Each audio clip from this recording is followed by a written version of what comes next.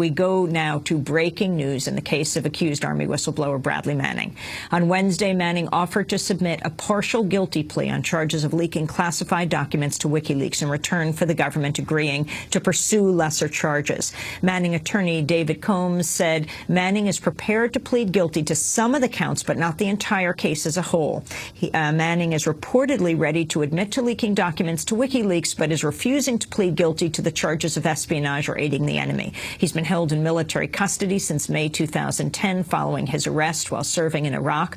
For more, we're joined by Denver Nix, author of the book Private Bradley Manning, WikiLeaks and the Biggest Exposure of Official Secrets in American History. What is the latest that you know, Denver?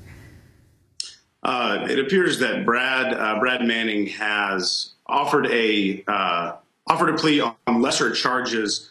The essence of what he has done is offered to concede that he did provide information to WikiLeaks so that the amount of evidence the government would have to show to prove that fact would be lessened, presumably in exchange for a lessened charges. He has certainly not pled guilty to the charges under the Espionage Act or the charge of aiding the enemy that carry the most severe penalties here, and that include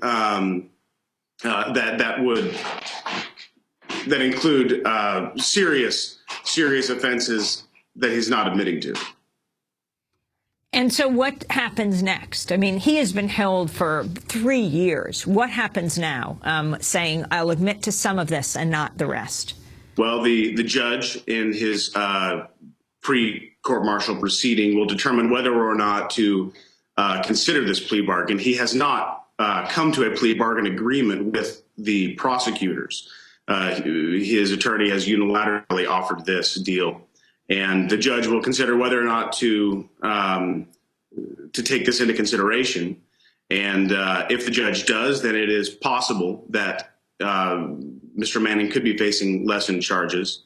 And then, of course, he'll have a court-martial. Let me read to you Bradley Manning's attorney, David Coombs, who writes, PFC Manning's not submitting a plea as part of an agreement or deal with the government. Further, the government does not need to agree to PFC Manning's plea. The court simply has to determine that the plea is legally permissible.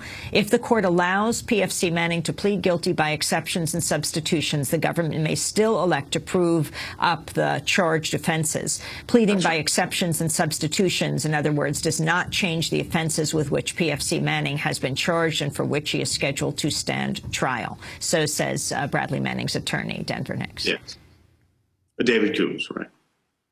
Well, we will certainly continue to follow this case. And David Nix, thanks so much for being with us, author of Private Bradley Manning, WikiLeaks and the Biggest Exposure of Official Secrets in American History, a regular contributor to the Daily Beast. That does it for today's broadcast.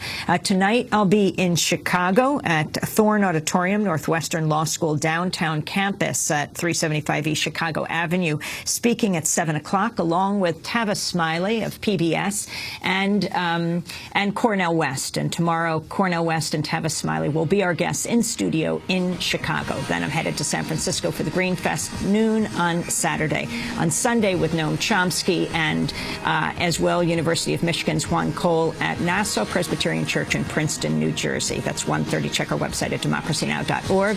A very happy birthday to Karen Krug Meadows. Democracy Now! Is produced by Mike Burke, Renee Felser, and Martin Nermin Sheikh, Steve Martinez, Sam Alkoff, Hani Massoud, Robbie Karen, Dina Guzder, Amy Littlefield, Martinez DeRosta, Nemo Allen.